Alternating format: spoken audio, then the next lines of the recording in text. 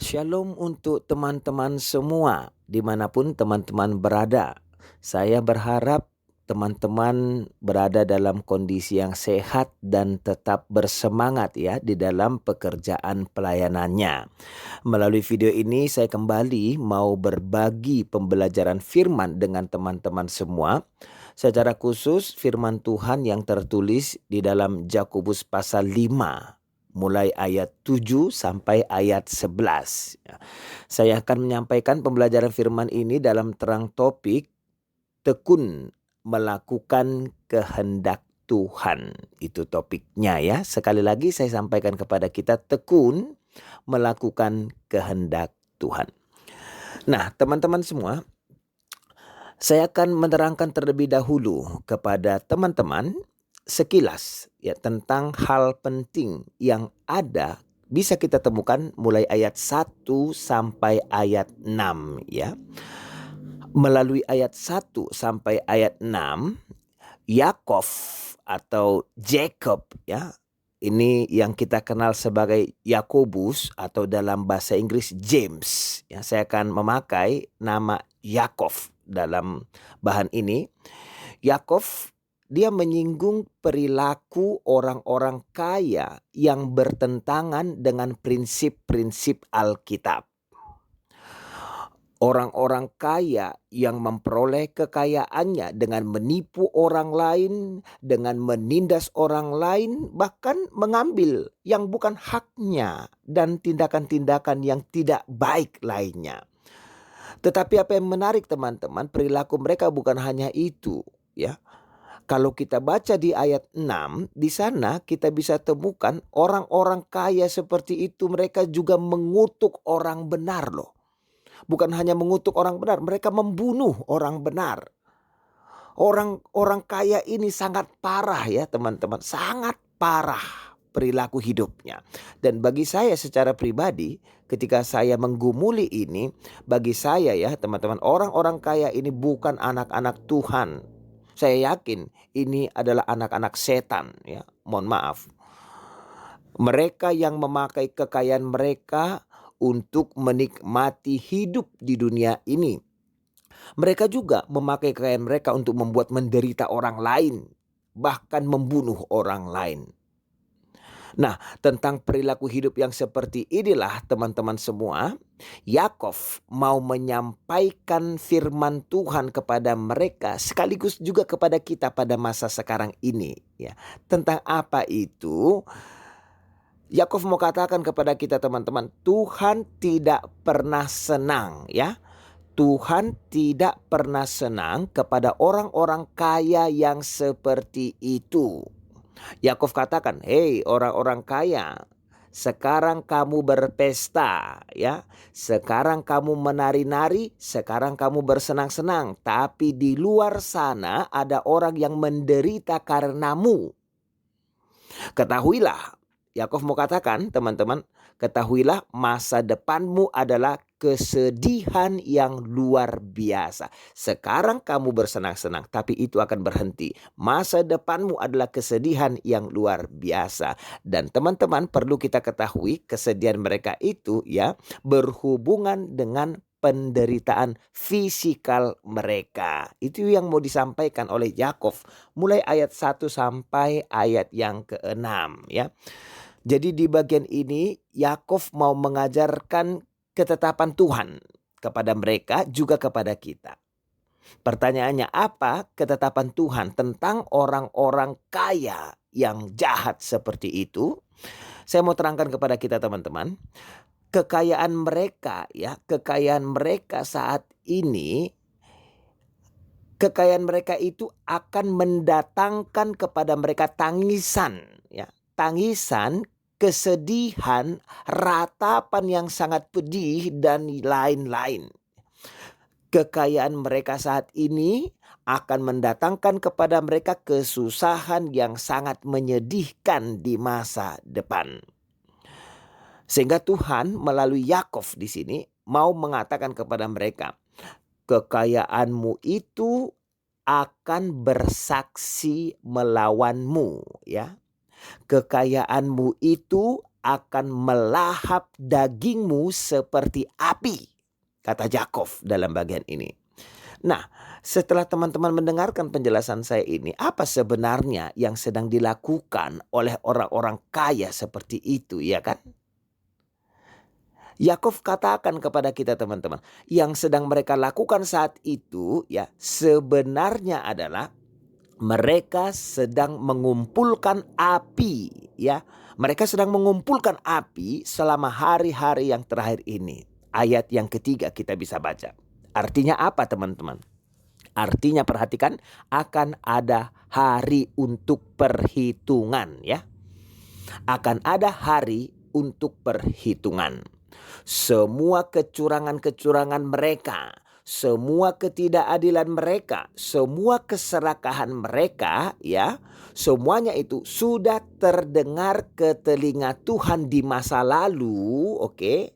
Semua itu juga terdengar sekarang, masa sekarang, dan akan tetap berlanjut ke masa yang akan datang teman-teman, sampai Tuhan merespon itu. Dan teman-teman tahu semua, Adonai Zebaoth akan berurusan dengan orang-orang kaya yang seperti itu di dalam penghakiman nanti ya. Istilah Adonai Zebaoth ini berbicara tentang Tuhan yang all power, oke? Tuhan yang maha kuasa. Karena Tuhan itu maha kuasa, dia mampu membawa perubahan yang Tuhan inginkan. Nah, jadi teman-teman semua, Tuhan mau kita paham ya tentang situasinya di sini. Situasinya bagaimana? Situasinya saat ini Tuhan bersabar. Tuhan bersabar melihat kondisi manusia yang hidup di dalam kekayaan mereka dan gaya hidup berfoya-foya mereka. Berfoya-foya ini ya teman-teman, ini adalah tindakan pemanjaan diri ya. Berfoya-foya ini adalah tindakan pemuasan diri, dan ini semua adalah kedagingan ya kan? Ini kedagingan teman-teman. Mereka memakai kekayaan mereka untuk memanjakan diri mereka dan keluarga mereka di dalam segala hal-hal keduniawian.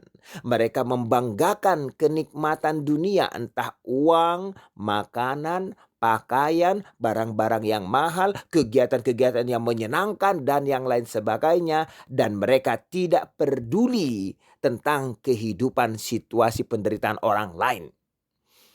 Yakov katakan melalui bagian ini kepada kita teman-teman, situasi mereka sekarang ya, situasi mereka saat itu ibaratnya, perhatikan ini baik-baik, situasi mereka itu ibaratnya anak sapi yang diberi makan ya, anak sapi yang digemukkan untuk hari pembantaian.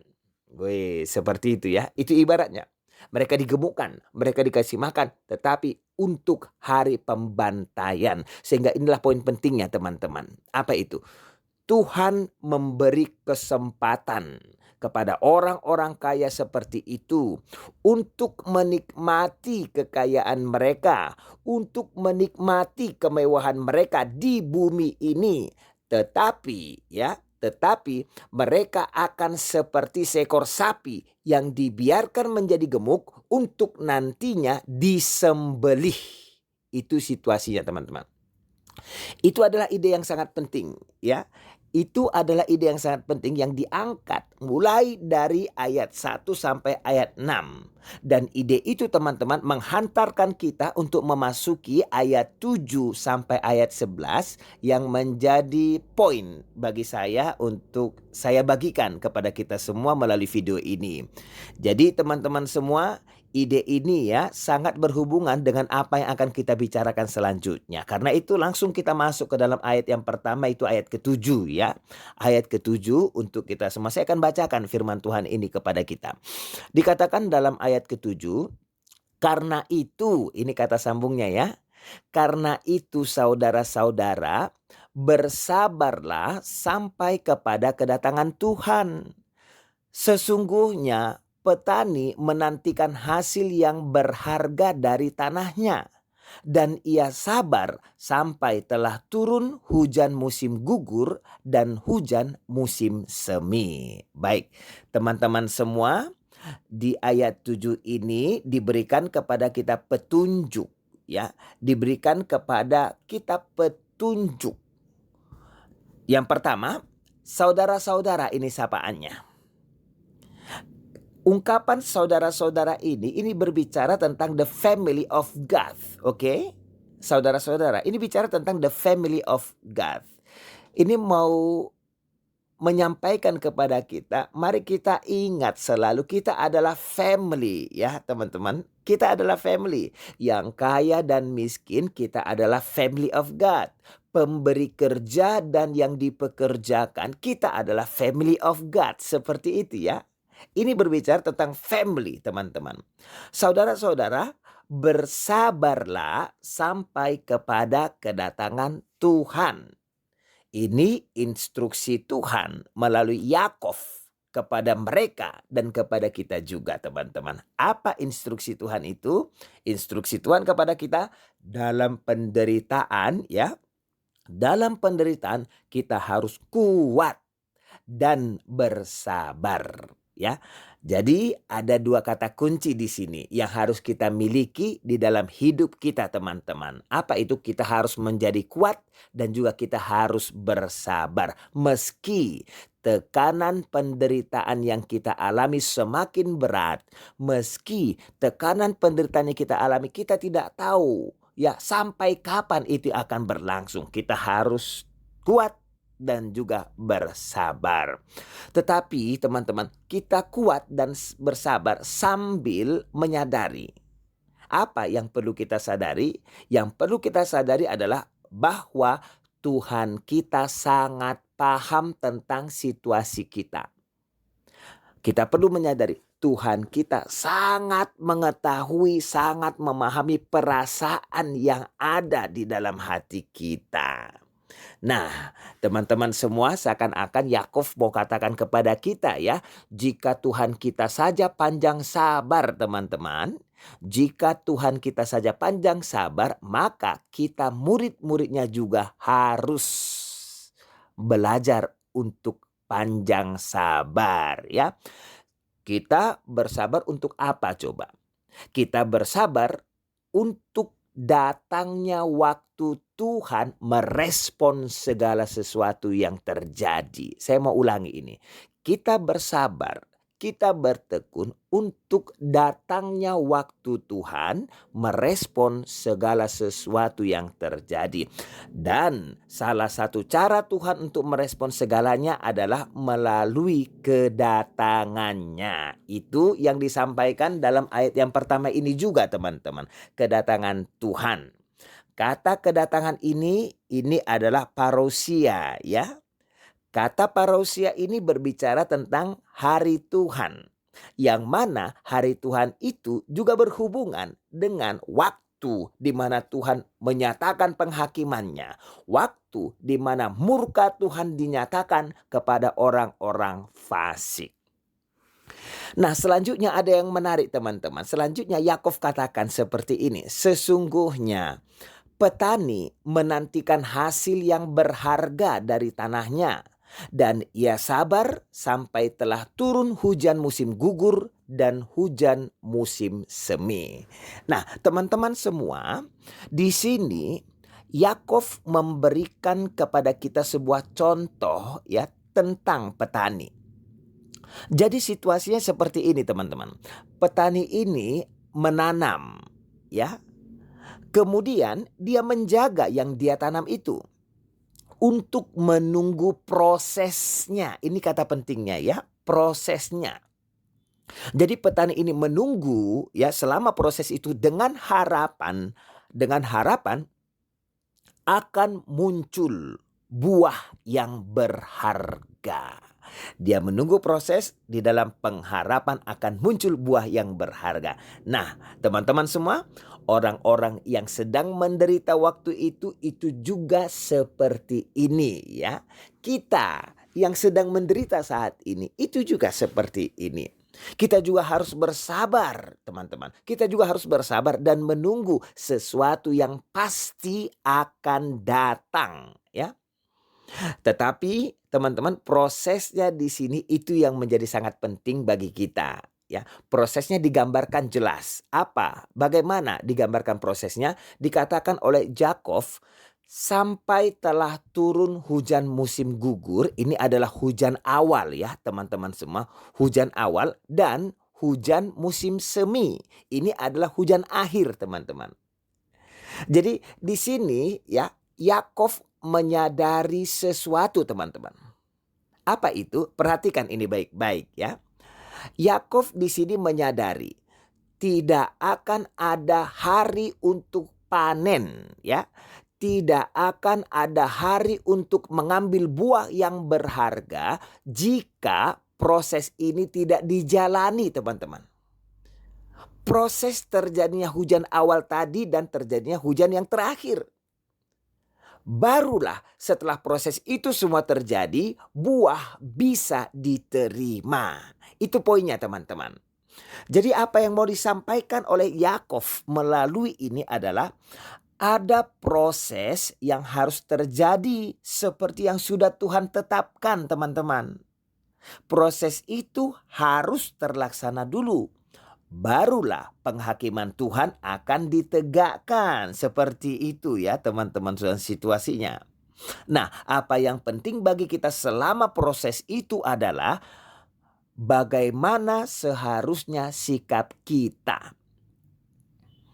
Yakov katakan seharusnya sikap kita, ya, sikap kita menunggu dengan sabar datangnya kepastian itu. Teman-teman, inilah sikap yang Tuhan inginkan dari kita semua. Menunggu dengan sabar, kepastian itu akan datang. Selanjutnya yang kedua ayat 8, ya. Ayat 8 mengatakan kepada kita, kamu juga harus bersabar dan harus meneguhkan hatimu karena kedatangan Tuhan sudah dekat. Nah, teman-teman, ayat 8 ini kembali, ya, menekankan kepada kita semua dipanggil untuk bersabar, menanggung situasi yang ada. Apapun teman-teman rasa yang ada saat ini, apapun teman-teman kerugian yang sudah kita alami, ya, bahkan apapun pengorbanan dari pihak kita yang sudah ada, jikapun harus ada korban dari pihak kita, Yakov katakan kita harus tetap bersabar dan berteguh hati. Ya, kita harus tetap bersabar. Kita harus tetap berteguh hati. Tetapi sambil menyadari penderitaan yang panjang ini akan memberikan hasil kepada kita, teman-teman. Karena dikatakan kedatangan Tuhan sudah dekat. Orang-orang jahat akan mendapatkan upahnya, teman-teman. Waktu perhitungan akan segera tiba, teman-teman. Nah, tentang ini saya mau menyampaikan sesuatu kepada kita, teman-teman. Apa itu? Di sini, ya, di sini diberikan semacam tanda kenabian kepada kita. Tanda kenabian, apa itu? Ya kan? Apa itu? Seperti ini, teman-teman. Ketika kita melihat banyak orang-orang kaya yang menipu, ya. Ketika kita melihat banyak orang-orang kaya yang jahat, yang tidak adil. Bukan hanya itu sebenarnya. Ketika kita melihat sudah banyak orang-orang yang bernafsu untuk menjadi kaya.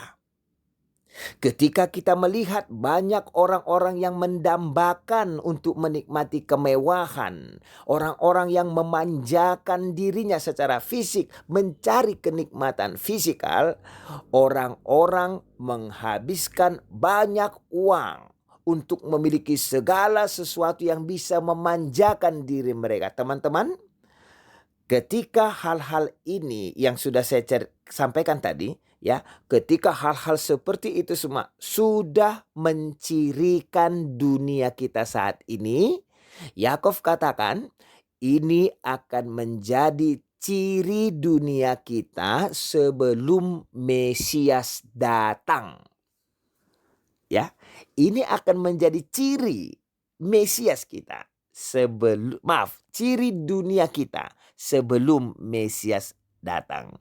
Kita akan menemukan ada orang yang suka membeli jam tangan sangat amat mahal ya. Jam tangan itu sangat amat mahal. Yang mana harga jam itu saja bisa memberi makan beberapa keluarga miskin selama berbulan-bulan, teman-teman.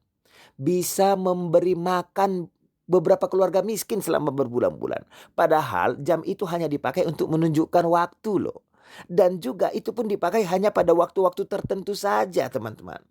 Nah, Yakov katakan kepada kita, ini semua adalah karakter dunia ya, yang mencirikan dunia sebelum penghakiman Tuhan datang. Sekarang ayat yang ke-9, teman-teman semua.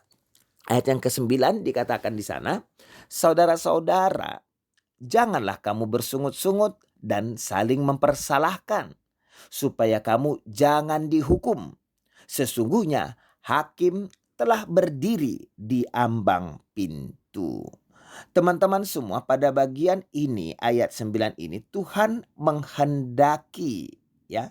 Tuhan menghendaki selama kita menjalani proses itu, selama kita menanggung penderitaan kita, kita tidak boleh menjadi individu yang menggerutu dan yang berbicara melawan sesama kita. Teman-teman, kita jangan terpancing untuk melakukan dosa, oke? Itu poinnya. Kita jangan terpancing untuk melakukan dosa. Melakukan dosa terhadap Tuhan, juga melakukan dosa terhadap sesama kita manusia. Tetapi sebagaimana halnya Yesus Tuhan kita yang berbelas kasihan dan pengasih, kita juga harus teguh di dalam kasih kita kepada Tuhan dan juga kasih kita kepada semua orang. Teman-teman semua, memang ya, kita tidak dipanggil untuk kompromi tentang kebenaran. Memang kita tidak dipanggil untuk menerima saja apa yang jahat dan yang salah, ya kan? Memang kita tidak dipanggil untuk diam ketika ada ketidakadilan, untuk diam ketika ada kelaliman. Tapi teman-teman semua, kita kan bisa juga berbicara dengan semua orang di dalam kasih. Kita kan bisa juga melakukan segala sesuatu kepada semua orang di dalam kasih. Dengan tujuan apa? Untuk melihat orang-orang jahat itu bertobat.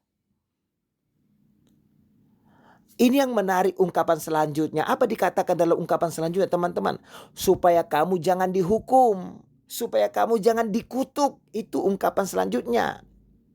Nah, teman-teman semua, melalui ini, ungkapan ini, supaya kamu jangan dikutuk ya. Ukuran yang kita pakai untuk mengukur orang akan dikenakan kepada kita. Saya mau katakan kepada kita, jika kita saat ini punya permusuhan, jika kita sekarang punya kebencian, ya, dan kita ingin musuh kita itu dipermalukan di depan umum, dan kita ingin musuh kita itu dikeluarkan dari gereja, contohnya, ya. Perhatikan ini baik-baik, teman-teman. Jika itu ukuran yang kita pakai, maka ukuran yang sama juga akan dikenakan kepada kita. Kita belajar dari Alkitab kita tidak dipanggil untuk menghukum orang, ya kan? Tapi kita dipanggil untuk apa? Mengampuni daripada menghukum orang. Tetapi ini bukan berarti kita kompromi atau toleransi kepada kesalahan. Bukan ya. Hanya seperti yang sudah saya katakan tadi, teman-teman. Seperti apa yang sudah saya katakan tadi. Kita harus merespon mereka yang berbuat jahat kepada kita dengan kasih. Supaya kita bisa membawa mereka kepada sikap yang benar. Ungkapan yang terakhir dikatakan, sesungguhnya hakim telah berdiri di ambang pintu. Teman-teman semua, Tuhan yang akan datang itu adalah hakim, ya. Tuhan yang akan merespon itu adalah hakim, dan dia berdiri di ambang pintu. Dia bisa membawa penghakiman ini kepada orang jahat kapanpun, teman-teman. Kapanpun dia bisa membawa penghakiman itu kepada semua orang-orang yang jahat. Ayat yang ke-10. Saudara-saudara, turutilah teladan penderitaan dan kesabaran para nabi yang telah berbicara demi nama Tuhan. Nah, teman-teman semua, bagian ini mau mengatakan kepada kita sebagai murid-murid Kristus, ya, di dunia ini kita akan menerima perlakuan jahat, teman-teman. Sebagai orang Kristen, murid-murid Kristus di dunia ini kita akan mengalami hal-hal yang tidak menyenangkan, teman-teman. Tapi ini bukan keinginan Tuhan. Ini bukan keinginan Tuhan kepada kita, teman-teman. Ini terjadi karena dosa yang telah mempengaruhi orang-orang jahat. Ini terjadi karena dosa yang mempengaruhi orang-orang yang tidak mengenal Tuhan dan tidak takut akan Tuhan. Dan inilah yang membuat kita menderita di dunia ini. Karenanya teman-teman semua, apa yang mau disampaikan kepada kita di sini adalah, perhatikan ini baik-baik teman-teman. Yakov mau menyampaikan kepada kita, kita harus bersiap, ya. Kita harus bersiap secara spiritual untuk bertahan, untuk bertekun. Bersiap-siaplah secara spiritual, bertahan dan bertekun. Dan di sini ada contoh yang diberikan kepada kita. Contoh yang diberikan kepada kita adalah contoh hidup para nabi yang menderita, ya. Jadi teman-teman semua, dari ayat 1, ya, dari ayat 1 sampai ayat 6, sebenarnya kita sudah bisa memahami. Sebenarnya kita sudah bisa paham betapa bencinya orang jahat akan kebenaran. Kita sudah bisa memahami betapa bencinya orang jahat akan keadilan.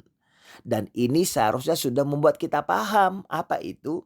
Jika orang jahat benci kebenaran, jika orang jahat benci keadilan, mereka juga pasti akan membenci orang-orang yang berkata-kata tentang kebenaran, orang-orang yang berkata-kata tentang keadilan, yaitu para nabi sendiri. Mereka akan membenci para nabi yang mengatakan kebenaran Tuhan. Sehingga di sini Yakov memberitahukan kepada kita teman-teman, kita harus menerima contoh dari penderitaan para nabi. Mereka menderita karena mereka melakukan yang benar. Mereka menderita karena mereka berdiri di posisi yang benar. Mereka menderita karena mereka menyuarakan apa yang benar. Kita harus meniru teladan penderitaan para nabi, sehingga kita didorong untuk panjang sabar, bertekun seperti para nabi itu. Sekarang ayat yang 11, ayat yang terakhir untuk kita semua teman-teman. Ayat yang 11 mengatakan, sesungguhnya kami menyebut mereka berbahagia. Ini menarik ya. Saya ulangi sekali lagi bagian awal ayat 11. Sesungguhnya kami menyebut mereka berbahagia, yaitu mereka yang telah bertekun. Kamu telah mendengar tentang ketekunan Ayub, dan kamu telah tahu apa yang pada akhirnya disediakan Tuhan baginya, karena Tuhan Maha Penyayang dan penuh belas kasihan. Nah, teman-teman semua, di bagian akhir dari ayat 11 ini ya, Yakov mau kita semua menyadari sesuatu. Apa itu teman-teman? Ini ya, Yakov pengen kita semua memahami dan menyadari tentang ini. Orang-orang yang bertekun ya, orang-orang yang benar, meski mereka menderita, mereka adalah orang-orang yang terberkati katanya teman-teman. Meski mereka menderita, mereka adalah orang-orang yang berbahagia. Tetapi hanya dalam kondisi ini saja ya teman-teman. Hanya dalam kondisi yang menderita adalah yang terberkati. Yang menderita adalah yang berbahagia. Hanya dalam kondisi itu. Orang-orang yang benar, yang mau bertekun, mereka lah yang terberkati, yang disebut sebagai yang berbahagia. Bagaimana bisa? Itu pertanyaannya ya kan? Bagaimana bisa? Yakov mengajak kita belajar dari Ayub. Lihatlah Ayub, kata Yakov. Bagaimana dengan Ayub? Pada akhir dari ketekunan Ayub, Ayub mengalami pemulihan, ya. Ayub mengalami pemulihan dari Tuhan, teman-teman. Dan kitab Ayub menyatakan kepada kita, Ayub mendapatkan double portion of blessing. Sekali lagi saya katakan kepada kita, Ayub mendapatkan double portion of blessing. Nah, melalui ini teman-teman semua, Yakub mau mengatakan kepada kita, ketika kita menderita, ya, ketika kita mengalami ketidakadilan, sadarilah kita harus memandang diri kita sebagai yang terberkati. Seperti itu ya teman-teman semua. Nah, situasi yang terberkati seperti ini, inilah yang hendaknya membuat kita bisa bertahan dan juga bertekun, teman-teman. Kita sudah membaca bagaimana Tuhan telah memulihkan hidup Ayub seperti itu ya. Tuhan telah memulihkan hidup Ayub. Kenapa Tuhan memulihkan hidup Ayub? Karena Tuhan Maha Penyayang dan penuh belas kasihan. Alkitab kita mengatakan Tuhan kita digerakkan oleh compassion seperti itu ya, belas kasihan. Dan ini sama yang ditampilkan dalam perjanjian baru ketika Mesias dalam Injil selalu dikatakan hatinya tergerak oleh belas kasihan, ya kan? Nah, seperti itulah teman-teman semua cara Mesias untuk mendemonstrasikan pelayanannya di dalam kasih. Apa goalnya? Goalnya kita belajar dari ayat yang terakhir ini, teman-teman semua. Mari kita bertekun, ya. Mari kita bertekun karena pada waktunya nanti Tuhan akan merespon segala sesuatu, Tuhan akan bertindak. Kepada Ayub, Tuhan sudah memberikan yang terbaik seperti apa yang Tuhan sudah tetapkan. Kita punya pengharapan, teman-teman. Di dalam pengharapan yang baik itu, mari kita tetap bertekun dan juga teguh hati. Tuhan Yesus memberkati kita semua. Amin.